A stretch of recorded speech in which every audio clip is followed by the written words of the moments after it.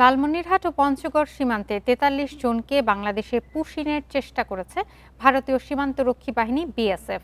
ভোরে লালমনিরহাট জেলার হাতীবান্ধা, পাটগ্রাম ও আদিতমারী উপজেলার সীমান্ত এলাকায় ৩৩ জনকে পুশিনের চেষ্টা করা হয়। এ বিষয়ে আরও জানাতে লালমনিরহাট থেকে যুক্ত হচ্ছেন সহকর্মী মাহফুজ রহমান। মাহফুজ রহমান, লালমনিরহাটের তিনটি সীমান্ত থেকে তিনটি পয়েন্ট দিয়ে ৩৩ জনকে পুশিনের চেষ্টা করছে বিএসএফ। তো এখন সেখানকার পরিস্থিতি কি এবং বিজিবি কি বলছে? দেখুন, লালমনিরহাটের ভোরের দিকে কিন্তু লালমনিরহাটের যে সীমান্ত এলাকায় ৩টি পয়েন্টে ৩৩ জনকে পুশিন করার চেষ্টা করে বিএসএফ। তারপরে বিষয়টি জেনে কিন্তু দ্রুত পদক্ষেপ নেয়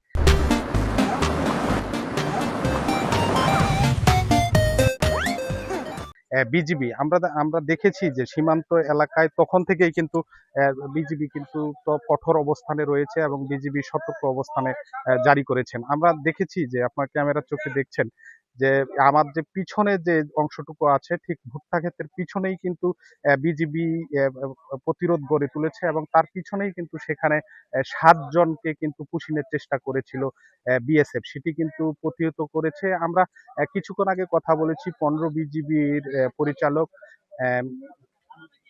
সিওর সাথে কথা বলেছি। তিনি আমাদেরকে যেমনটি জানিয়েছেন যে বিজিবি কিন্তু নিরাপত্তা সেই জোরদার করেছে এবং টহল কার্যক্রম বৃদ্ধি করেছে। আমরা যদি আপনাকে একটু জানাই যে কিছুক্ষণ আগেই বাংলাদেশের পক্ষ থেকে বিজিবির পক্ষ থেকে সহকারী পরিচালক মনির হোসেন তার নেতৃত্বে কিন্তু একটি পতাকা বৈঠক, প্রাথমিকভাবে একটি পতাকা বৈঠক অনুষ্ঠিত হয়েছে এবং ভারতের পক্ষে থেকে কিন্তু সেখানে প্রতিনিধিত্ব করেছেন জিতেন্দ্র সিং।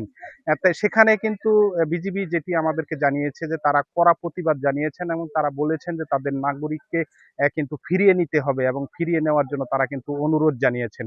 আর সেক্ষেত্রে আমরা দেখেছি যে এখন পর্যন্ত কিন্তু বিএসএফ তাদেরকে ফিরিয়ে নেয়নি এবং তারা মানবতর জীবনযাপন মানবতভাবে অবস্থান করছেন এবং সীমান্তের যে ভারতের অভ্যন্তরে কিন্তু অবস্থান করছেন। আমি কিছুক্ষণ আগেও সেই শূন্য রেখায় গিয়েছিলাম।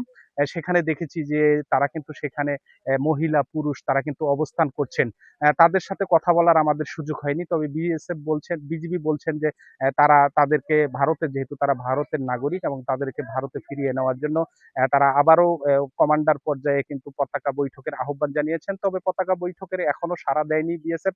তবে সাড়া দিলে তাদের মাঝে আলোচনা হবে এবং বিজিবি জানিয়েছেন তাদেরকে কিন্তু দেশের ভারতের অভ্যন্তরে ফিরিয়ে নেওয়ার জন্য তারা অনুরোধ জানাবেন। তো সব মিলে কিন্তু লালমনিরহাটের সীমান্ত পরিস্থিতি ৩টি পয়েন্ট সহ প্রায় ১৮৮ কিলোমিটার সীমান্তে কিন্তু নিরাপত্তা জোরদার করা হয়েছে এবং তারা কিন্তু টহলও বেশ জোরদার করেছেন সেটি কিন্তু আমরা লক্ষ্য করছি। তো সব মিলে লালমনিরহাট সীমান্তে কিন্তু উত্তেজনা পরিস্থিতি বিরাজ করছে।